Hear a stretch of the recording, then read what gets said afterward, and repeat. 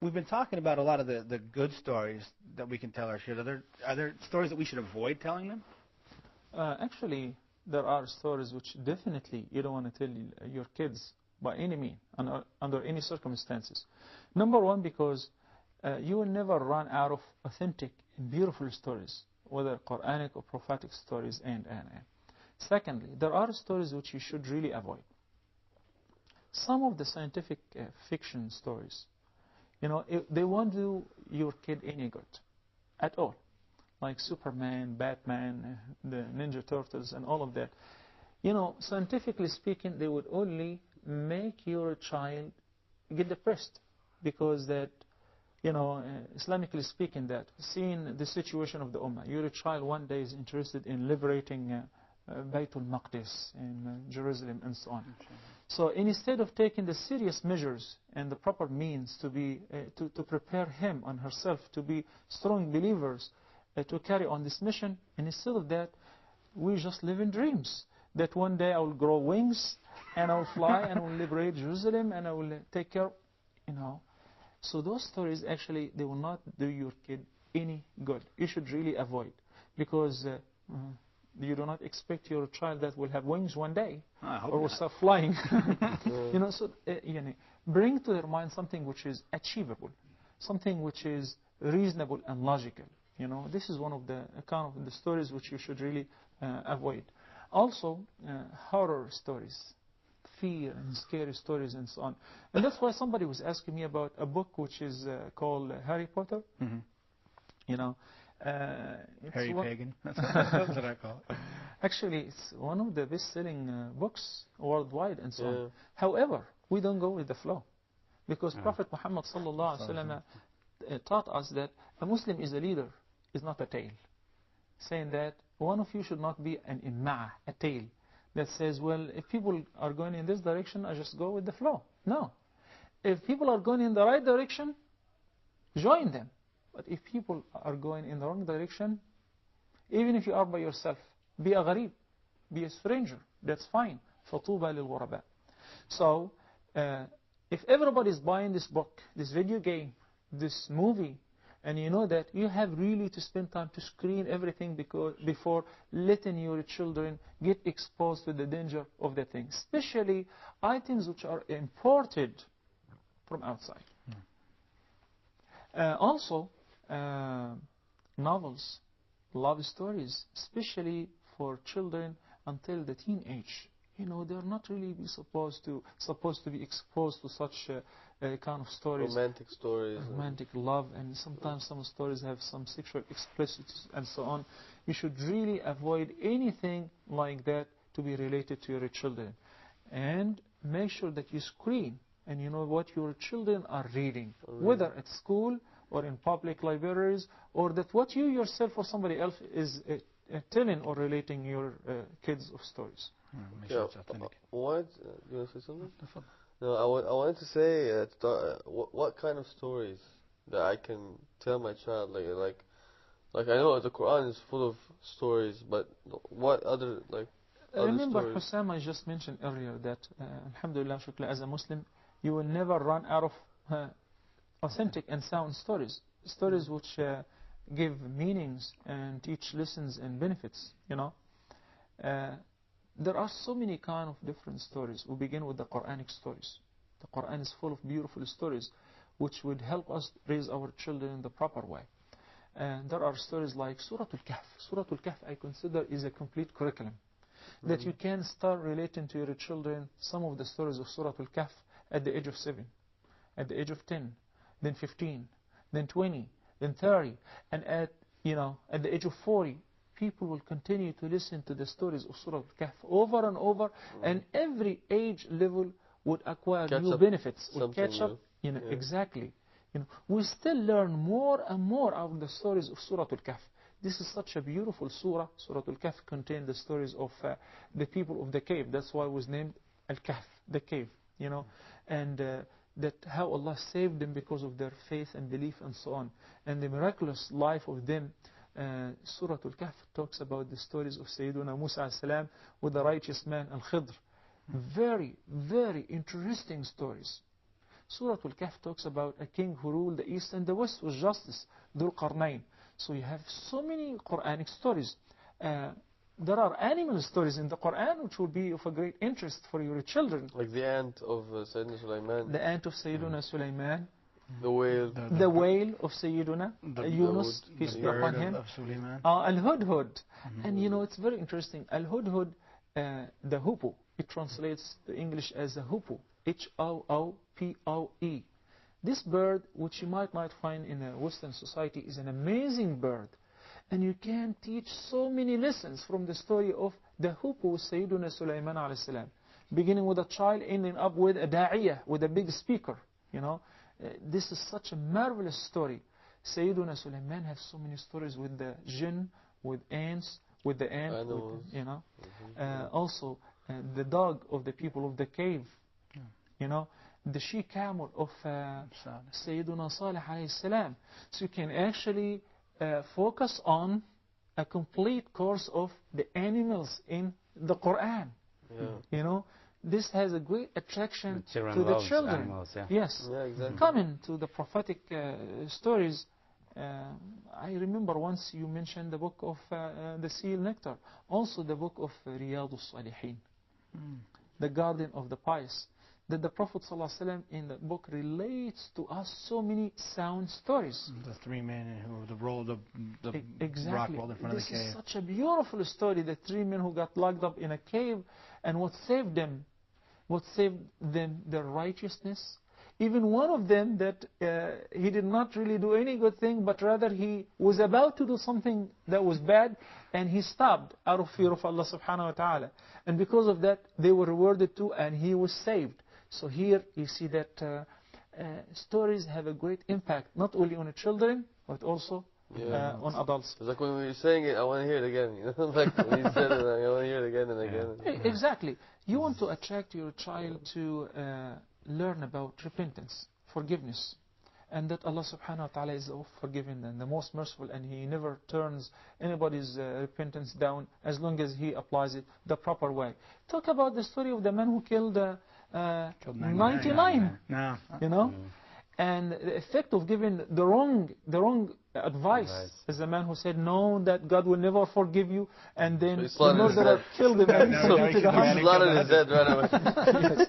So this is a very interesting story. You can also talk about being grateful and the effect of being grateful in your life and receiving more and more from Allah subhanahu wa ta'ala. This is a very interesting, there is a very interesting story which is in Sahih Imam al-Bukhari about three people, a blind man, and a leper, and a bald man. And a bald-headed man. Yes, not like you, me. of course. Yeah, He was naturally bald-headed. That touched me. That story touched me. Well, it touches every believer. And the only man who was saved, you know, there is no really enough time to discuss all those stories, but I'm just, you know, opening windows, because it's not mere stories. No.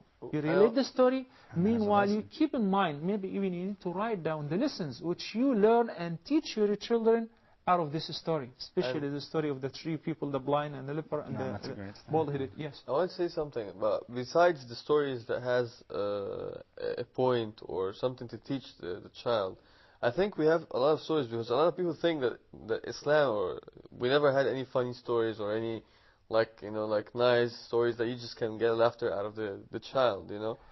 I think we can do that too, like the story of Sayyidina Umar when he ate his ilah. It cracks me up. And also the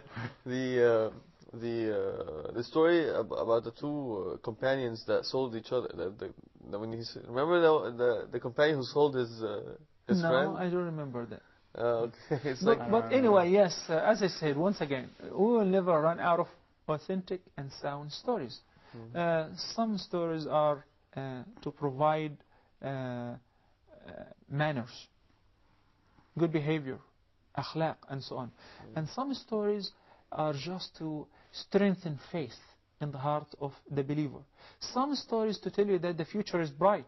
especially the stories of the hijrah, the immigration of the Prophet sallallahu alaihi wasallam, and the sufferings of the prophets before Sayyiduna Muhammad sallallahu alaihi wasallam, and that there was always light by the end of the tunnel, and so on.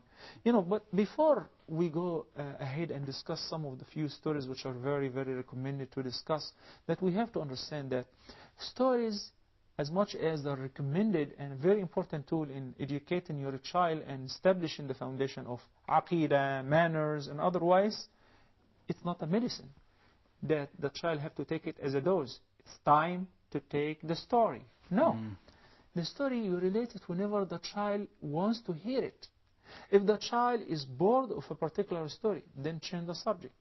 But if the child is not in the position where that he wants to hear a story, then don't relate a story.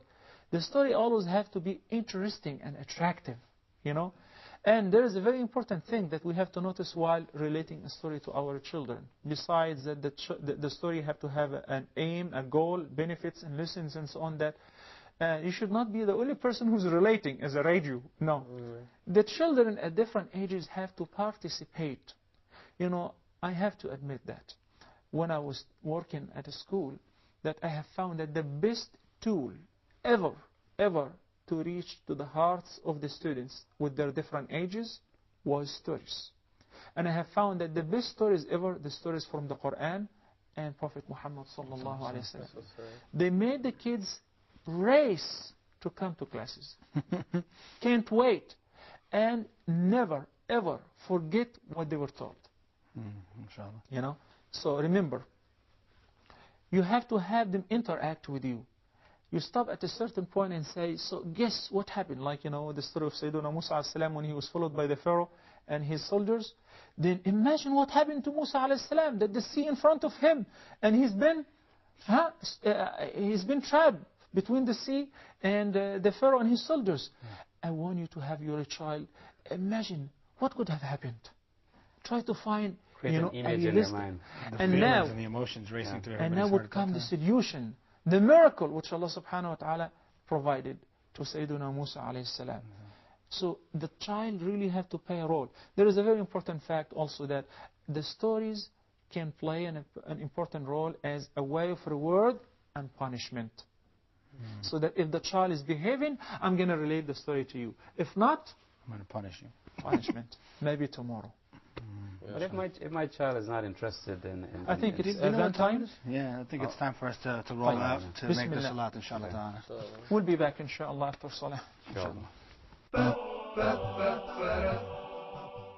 Okay, as we were saying, I want to ask something. Like, when I'm saying the story, I know sometimes the kids, they like, I have to keep up with him all the time, and I have to, how to say that? I mean, make sure he's awake. Yeah, make sure he's awake, make sure he's like giving me all his senses. Definitely required that the child is paying attention, because it doesn't make sense to keep playing a radio. Because I like the story, so I'm saying, sleeping, I'm continuing the story. Every part of the story is of a great importance, especially if it is a prophetic story or a Quranic story, So don't waste the chance. The child is interested. And I relate it to these days. Exactly. What's happening these days, and to something that he's doing. So I tell him, like remember when you did this? It's the same thing. God is watching, and. But imagine that relating a story while the child is hungry, or while the TV is on, or he's so sleepy. Then it's just a waste. They will not learn anything. No, exactly. They'll be thinking about a peanut butter and banana sandwich. when I was a kid, my grandmother used to tell me bedtime stories, and she always tell my grandmother's a Scottish nationalist. They are the best. And she'd always tell me the story of William Wallace only. So I know the story of William Wallace inside and out. And I've known it since I was probably 3 or 4 years old. I can say it verbatim with no breaks. Is this the best time to tell? Do you know that scientifically speaking that bedtime stories remain as long as a person is alive. Yeah. Remain in the mind. They're very, very effective. Very true. Bedtime story is very, very effective. And it's also a relief for the child before going to sleep. And the mother really have to relate the story, or if the father maybe, in a very soft, beautiful voice. And of course you'll be very selective. You will choose what kind of story you relate, so that the child will have a nice dream. Actually, that strengthens the ties between the child and the mother, especially going to sleep, the last thing that he witnesses and sees, a beautiful, careful, loving, caring mother relating to him a story and putting him to sleep. This strengthens the ties of love and passion between the child and his parents, whether the father or the mother. Yeah, so bedtime stories are the best. Because I was going to be jealous of the mother because I wanted to say the story. You can compete with her. You can do that. Sure, you can do that. So we can like switch places. You know? Today it's my turn. It's your turn tomorrow. The mother should be more caregiving than the father. Sometimes if the kid is not as big and it's still at a small, tender age, we can still give them the story to train them of listening to story. Yeah, that's true. Of course, you have to be very intelligent in choosing the proper story, you know. You don't relate a story which is above the age, the proper age, where the child will be confused. He doesn't know what you're talking about, you know. Also, just picking on what you guys were talking about, that whether the father or the mother, and that we envy each other, that you're talking to the kids. Raising the children is not the responsibility of either one alone. It is the responsibility of both parents. Everyone has to play a role. I know that the father spends lesser time with the children because the fact that he has to go to work and provide for the family and so on.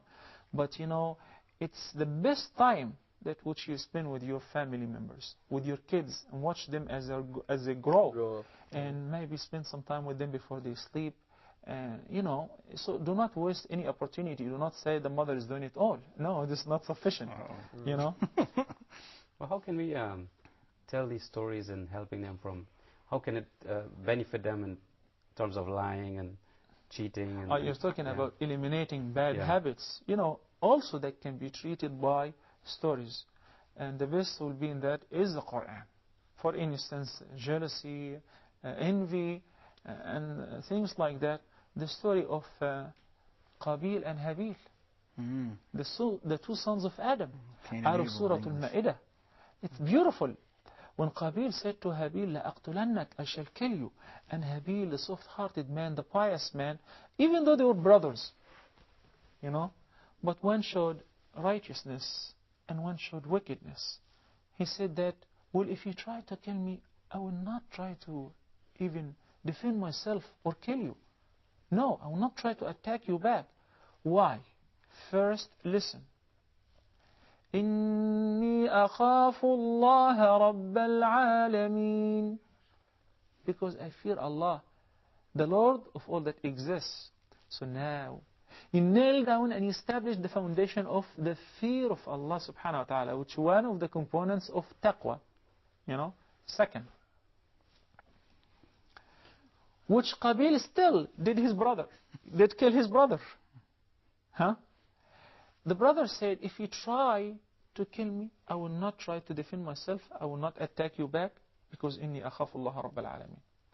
When the brother killed his own brother, what was the result? Satan won. He received him, but the damage is irreversible. It's not fixable. The brother is already dead. So Qabil realized that he have killed his own brother. And he didn't know what to do with the body. He's been carrying the body.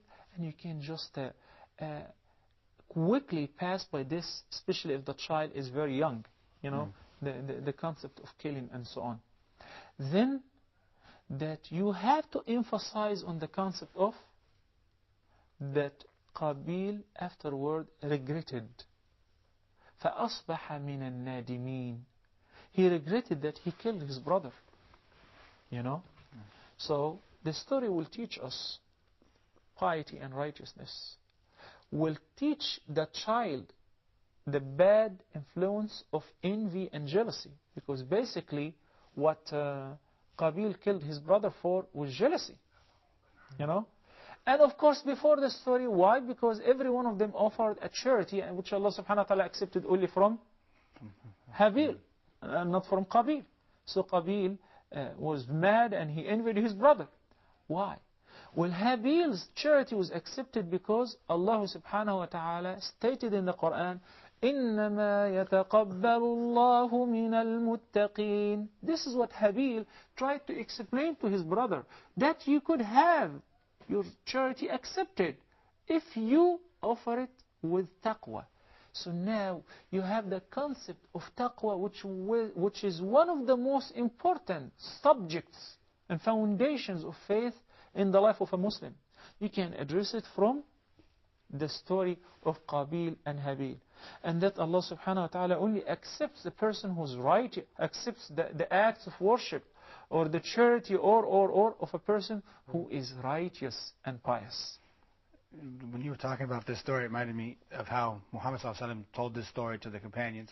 He said there will come a time of a fitna, and they said, what if the fitna is our house? And he said, be like the better son of Adam. The other lesson which you just picked on, which is killing is an evil act, is actually one of the worst sins, you know, especially killing a believer without a just reason, you know.